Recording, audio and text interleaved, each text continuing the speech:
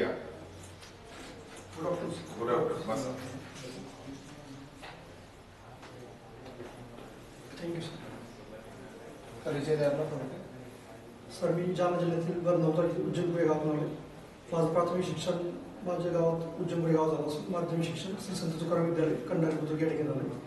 माझं पदवीचं शिक्षण BSc agriculture biotechnology MGM college Chhatrapati Sambhajinagar या ठिकाणी. आता जालना जिल्हा जो आहे ना तो सध्या खूप महाराष्ट्राच्या हेडलाईन मध्ये आहे. हो सर. कशासाठी आहे? मराठा आरक्षणाचा मुद्दे. कोणतं गाव सध्या महाराष्ट्राच्या हेडलाईन मध्ये असेल? अंतरवाली सराठी. काय आहे त्या अंतरवाली सराठी? काय काय वैशिष्ट्य आहे? वैशिष्ट्य काही नाही सर, जे आंदोलन करते मनोज रंगे त्यांचं गाव आहे सध्या. ओके. त्यामुळे सुरुवात झाली आंदोलनाची. आता त्यांचं जे आंदोलन आहे ते नेमकं कोणत्या भूमिकेत आहे आणि ते आपल्या राज्यघटनात्मक योग्य आहे याकडे तुम्ही पोलीस अधिकारी म्हणून कसं बघता? त्यांचं आंदोलन सध्या हिंसात्मक जाते. जे चुकीचं आहे त्यांनी शांततेच्या मार्गाने ते आंदोलन केलं पाहिजे. लोकांना वेठीस न धरता किंवा प्रत्येक वेळेस रस्ते रोको आंदोलन न करता शांततेच्या मार्गाने आंदोलन केलं पाहिजे असं मला वाटतं. बरं, ठीक आहे.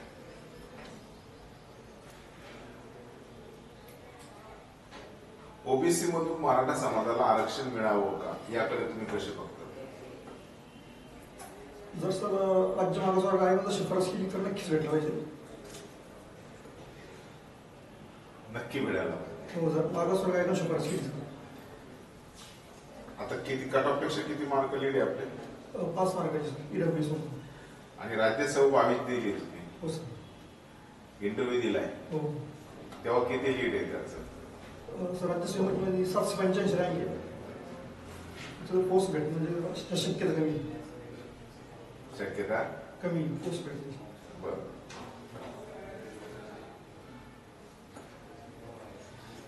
असं का म्हणतात तुम्ही पोस्ट भेटण्याची शक्यता कमी? सर माझी रँक 785 आली आहे आणि जर ओपन EWS जागा 201 आहे जनरल.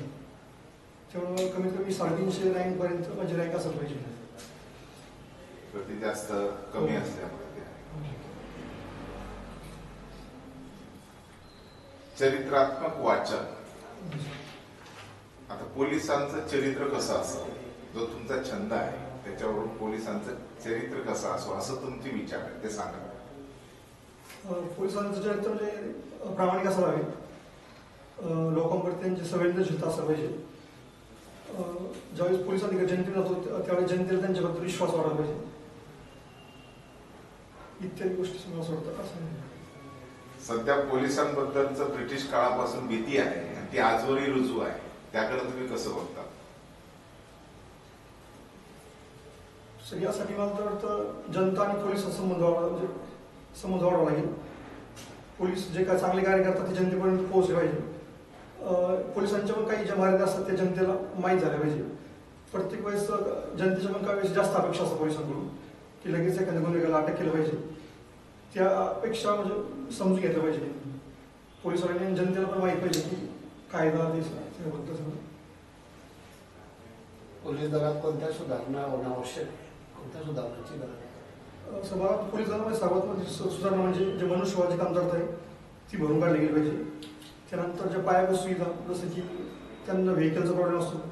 सरासरी एका पोलीस स्टेशनला एकच व्हेकल असते, त्यामुळे गाडी संख्या वाढली पाहिजे. त्यांचं जे शस्त्र असते ते अत्याधुनिक त्यांना दिले पाहिजे. त्या पद्धतीने त्यांचं ट्रेनिंग सुद्धा झालं पाहिजे असं मला वाटतं. आता मराठा समाजाला मिळालेल्या 10% आरक्षणाचं तुम्ही स्वागत करतात का विरोध करतात? सर ते मला तर कोर्टात टिकल्यानंतरच त्याचं स्वागत करायला पाहिजे. काही आतापर्यंत असं 2 वेळेस झालेलं आहे आरक्षण दिल्यानंतर ते कोर्टात टिकलेलं नाही. त्याच्यामुळे आपण लगेच त्याचं घाईनं स्वागत करणं चुकीचं ठरेल असं मला वाटतं. 50% वर आरक्षण देऊ नये असं इंदिरा साहनी खटल्यामध्ये म्हटलं असल्यानं सुद्धा तर महाराष्ट्रात जास्त आरक्षण दिलं जातं. याचा परिणाम काय होईल? सर 50% जास्त आरक्षण झाल्यामुळे ज्या खुल्या परवानगी जागा आहे त्याच्यावर परिणाम होतो आणि इनडायरेक्टली हा परिणाम सर्व खाली कॅटेगरीला पण होतो. सर ज्या खुल्या परवानगी जागा कमी झाल्यामुळे त्यांचे पण कट ऑफ जास्त वाटतं. पदवी कशात झाली तुमची? सर माझी पदवी ॲग्रिकल्चर बायोटेक्नॉलॉजी. कौटुंबिक पार्श्वभूमी तुमची शेतकरी कुटुंबातली आहे. हो सर. ॲग्रिकल्चर मध्ये तुम्ही चांगल्या पद्धतीने आधुनिक शेती करू शकला असता, ते सोडून तुम्ही पोलीस डिपार्टमेंट मध्ये काय आहे? हो सर, मी नक्कीच चांगली शेती करू शकलो असतो. पण ग्रॅज्युएशन असताना माझ्यात एक स्पर्धा परीक्षा करण्याची आवड निर्माण झाली आणि मग मी त्या जी आवड होती जोपासण्याचा प्रयत्न केला आणि त्यानंतर मी स्पर्धा परीक्षा करतो. जर कदाचित मला दुर्दैवाने अपयश आलं तर मी नक्कीच चांगल्या प्रकारे शेती करू शकतो. पोलीस स्टेशनचे प्रकार ते असं पोलीस स्टेशन एक तालुका पोलीस स्टेशन, जर आउटपोस्ट असेल तर त्यांना आउटपोस्ट असतील म्हणजे ते नाही. ए ग्रेड पोलीस स्टेशन असं काय असेल ना तुम्ही, बी ग्रेड पोलीस स्टेशन असं, ए ग्रेड पोलीस स्टेशन असं काय असतं ते? सॉरी सर त्याबद्दल सांगा. आता केंद्रीय बजेट पाहिलं का तुम्ही, अंतरिम बजेट? हो सर. काय त्याच्यात तुम्हाला काय दिसलं?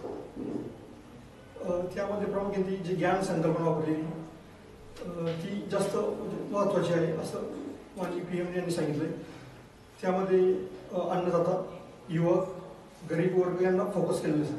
जर ज्यावेळेस त्यांचा विकास होईल त्यावेळेस भारताचा देशाचा नक्कीच विकास होईल असं त्याच्यातून प्रतीत होतं. चला, थँक्यू. Thank you sir. थँक्यू.